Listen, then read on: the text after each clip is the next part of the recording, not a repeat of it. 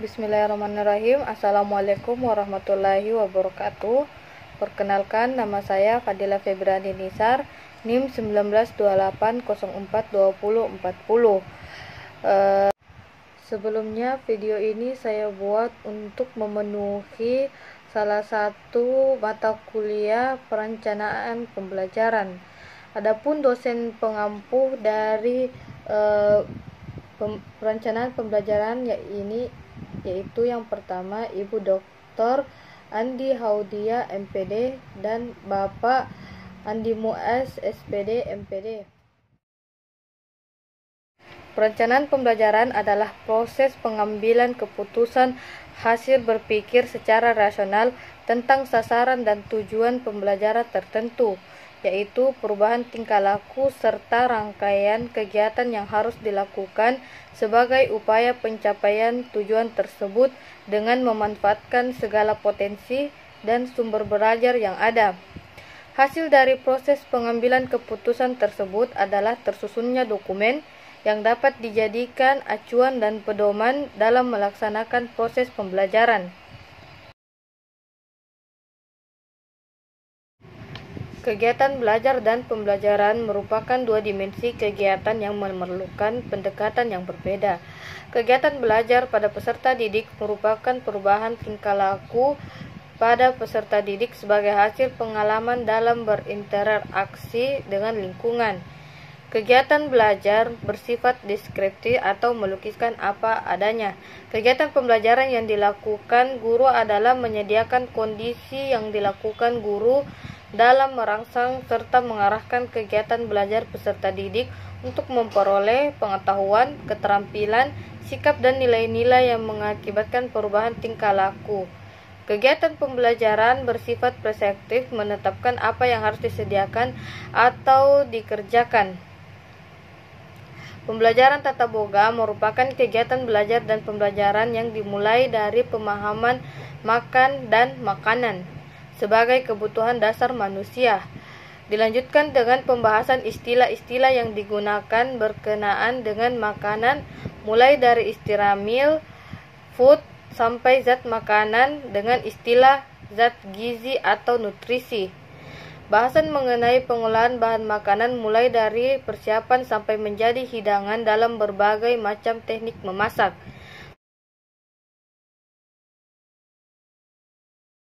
Belajar tata boga dengan memperhatikan 8 jenjang kegiatan belajar menurut Gen, yaitu yang pertama, belajar signal dalam pendidikan tata boga diawali dari belajar tentang kegiatan makanan atau produk makanan yang baik dengan memperhatikan contoh gerak-gerik perilaku cara menyuap, memperhatikan ciri-ciri sifat, merek atau label dari kemasan bahan atau produk makanan yang berkualitas.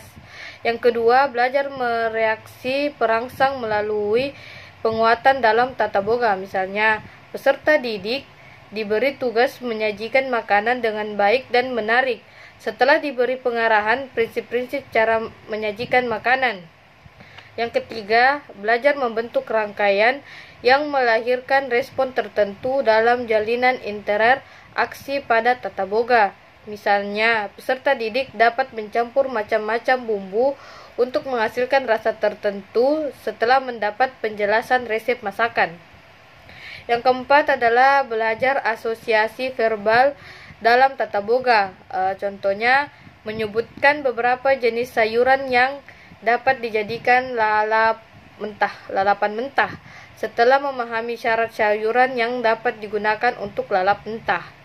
Yang kelima yaitu belajar membedakan dalam tata boga. Contohnya, membedakan tepung terigu dengan tepung tapioka, membedakan menggoreng dengan menumis. Yang keenam yaitu belajar konsep sebagai kebetulan respon dari stimulus-stimulus pada tata boga. Misalnya, pengertian menu sehat seimbang yaitu menu yang terdiri dari hidangan nasi, sayuran, lauk pauk, buah-buahan dan susu, dan banyak hidangan memenuhi zat yang diperlukan oleh tubuh manusia.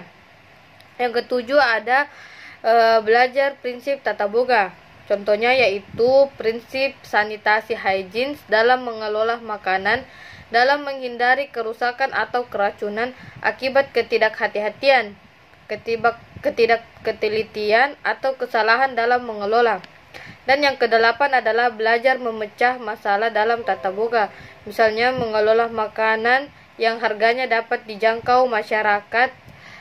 Belajar tata boga bila dikaitkan dengan teori Sun bahwa belajar dapat terjadi karena discovery, maka dalam belajar mengelola makanan, guru perlu memberikan kesempatan pada peserta didik untuk menemukan sendiri dalam menyajikan hidangan untuk menghasilkan penampilan hidangan tertentu setelah memahami prinsip menyajikan suatu hidangan.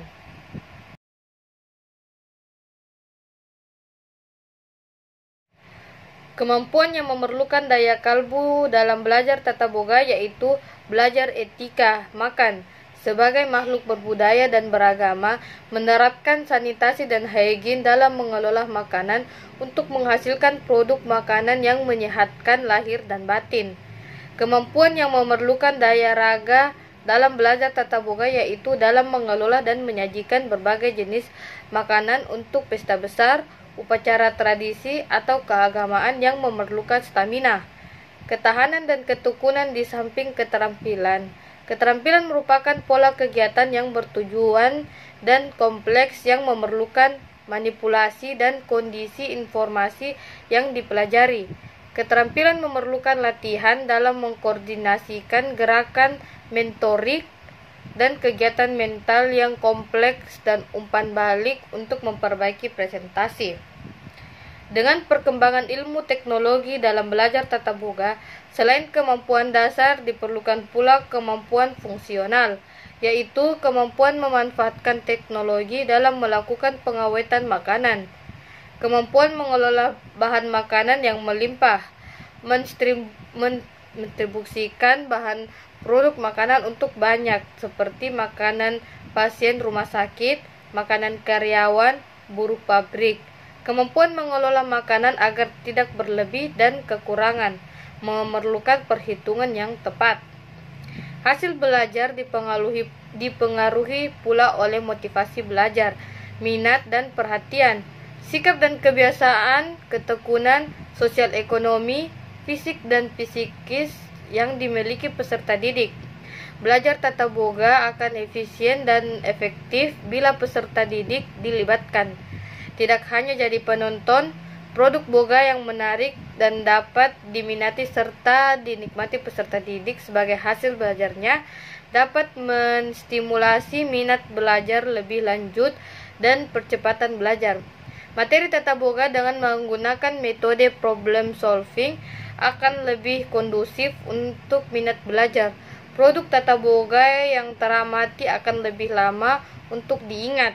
Belajar tata boga dengan praktek akan lebih mudah di samping terus diingat. Peserta yang memiliki minat yang sama dalam tata boga belajar kelompok akan lebih cepat dibandingkan dengan sendiri. Faktor lainnya yaitu kualitas pembelajaran tata boga.